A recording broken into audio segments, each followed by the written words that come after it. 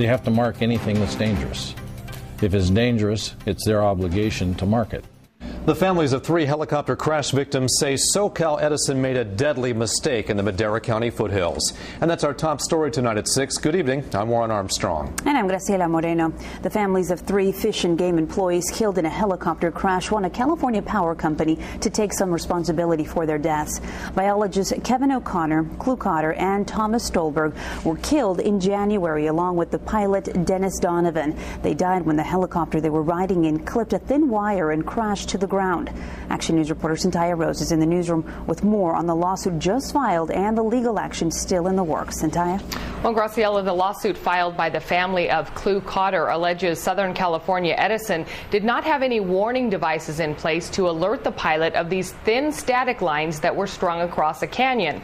Attorneys representing the family say they believe the pilot never expected them to be placed so far above the main power lines. These static wires are at the crux of legal action filed by the families of 3 Department of Fish and Game employees. Attorneys representing Clu Cotter and Kevin O'Connor allege electric company SoCal Edison not only failed to mark the lines, but also placed static lines unusually higher than the standard 15 to 20 feet above the main lines. They believe the pilot didn't expect the lines to be at that elevation near Redinger Lake in eastern Madera County. I don't think there's any question that he understood there was power lines there. I think that it's clear, at least it's clear to me, that he didn't think that the static lines were going to be 100 feet higher than the power lines. The first of 3 lawsuits claims the static lines were invisible without proper warnings. The National Transportation Safety Board investigated the crash and noted the lines were not marked. Attorney Warren Paboojian is representing the family of Kevin O'Connor.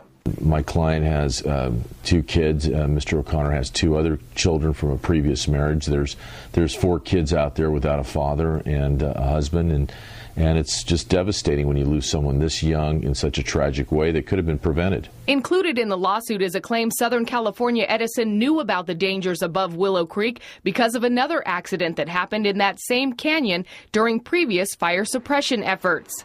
Attorneys have now requested documents related to that incident. No one died during that mishap. The wrongful death lawsuit filed by surviving family members does not name a monetary amount, but requests compensation for an accident the plaintiff's attorneys say was avoidable. Not only is it a valuable helicopter, 4 lives have been lost due to the fact that the pilot just had no chance. The families are also suing Landell's Aviation. It's the parent company the pilot worked for at the time of the accident. Attorneys believe the aviation company holds some liability for the crash. SoCal Edison has not received the lawsuit and refused to comment. In the newsroom, Santaya Rose, ABC 30 Action News.